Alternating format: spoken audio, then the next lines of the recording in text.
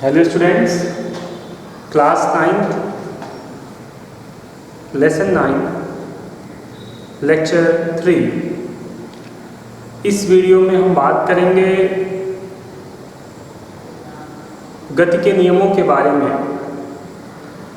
3 नियम हैं गति के। पहला है जड़त्व का नियम, दूसरा संवेग संरक्षण का नियम और तीसरा क्रिया प्रतिक्रिया का नियम।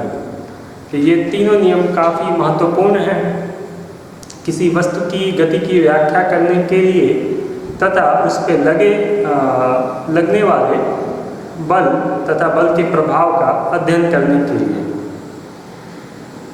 इसमें जो पहला नियम है वो हम इस वीडियो में देखेंगे, बाकी अगले 2 नियम हम आने वाले 2 वीडियो में भी देखेंगे।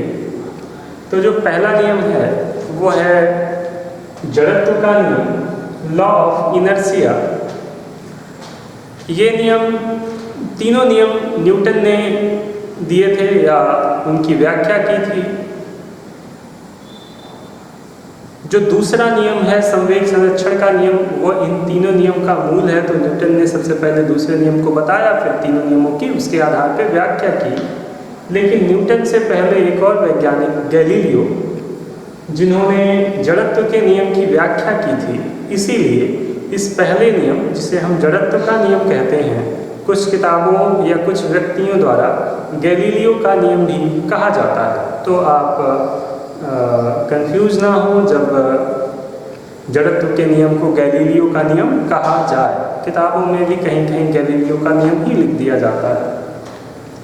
तो तीनों बात एक हुई, गति का गैलीलियो का नियम, गति से संबंधित जड़त्व का नियम या गति का प्रथम नियम। तीनों एक ही बातें हैं, किसी तरीके से आपसे पूछी जा सकती हैं। तो सबसे पहले हम आते हैं पहले नियम पे। बड़ा ही आधारभूत नियम है और ये कहता है, इस नियम के अनुसार, आप चाहें तो परिभाषा लिखे हैं, इस नियम के अनुसार कोई भी वस्तु अवस्था परिवर्तन का विरोध करती है। ठीक है, इतना सा ही छोटा सा नियम है। कोई भी वस्तु अवस्था परिवर्तन का विरोध करती है, पूर्णविराम, यदि वह, नेक्स्ट पैराग्राफ में लिखें इसका डिटेल, यदि वस्तु गति अवस्था में है तो वह गति अवस्था में ही रहना चाहेगी, या यदि वह विरामावस्था में है तो विरामावस्था में ही रहना चाहेगी जब तक कि उस पर कोई बाह्य बल ना लगाया जाए। ठीक है, पूर्ण विराम लिखना बंद करें। तो ये नियम, पहला नियम है जिसे हम जड़त्व का नियम कहते हैं। जड़त्व किससे संबंधित होता है? द्रव्यमान से संबंधित होता है, और द्रव्यमान के कारण ही वस्तु में जड़त्व का गुण आता है। तो कोई भी वस्तु जड़ होती है, मतलब वह अपने अवस्था परिवर्तन का विरोध करती है।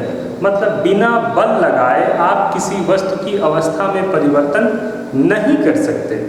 आई रिपीट, बिना बाह्य बल लगाए आप किसी भी वस्तु की अवस्था में परिवर्तन नहीं कर सकते, वह विरामावस्था हो या वह गति की अवस्था हो।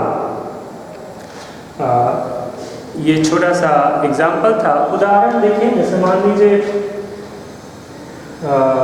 कोई वस्तु आ रही है, मान लीजिए एक बॉल है, आप बॉल गेंदबाज के द्वारा फेंकी गई एक बॉल है। कोई बैट्समैन उस बॉल को हिट करना चाहता है, कोई बैट्समैन उस बॉल को हिट करना चाहता है, तो उसे क्या करना पड़ेगा? अपने बैट से बॉल पे एक बल लगाना पड़ता है। ऐसा नहीं है कि वह खड़े खड़े बॉल को बैट से टच ना करे या उसे हिट ना करे और बॉल अपने आप अपनी दिशा बदल दे। यदि बॉल आ रही है उसके पास, यदि वो उसे टच नहीं करता है तो बॉल जिस दिशा में आ रही है उसी दिशा में आगे बढ़ जाएगी। तो उसे मोड़ने के लिए, उसे रोकने के लिए, या कीपर उसे पकड़ता है तो कीपर को अपने हाथ में क्या करना पड़ता है? हाथ से बल लगाना पड़ता है गेंद पर। या बॉल रुकी हुई है, गेंदबाज उसे बैट्समैन के पास फेंकना चाहता है तो उसे बल लगाना पड़ता है। मतलब आप किसी भी वस्तु की अवस्था परिवर्तन करना चाहें तो बल लगाएंगे। ये बोर्ड है, इस समय विरामावस्था में है तो इसके पास एक जड़त्व है। यदि मैं इसे कहूँ कि तुम गिर जाओ, चाहूँ तो कि ये गिर जाए तो ये नहीं गिरेगा, केवल मेरे चाहने से इसको गिराने के लिए मुझे इस पर क्या करना पड़ेगा, बल लगाना पड़ेगा। ठीक है, तो यही है गति का पहला नियम कि कोई भी वस्तु स्वतः अपनी अवस्था में परिवर्तन नहीं कर सकती।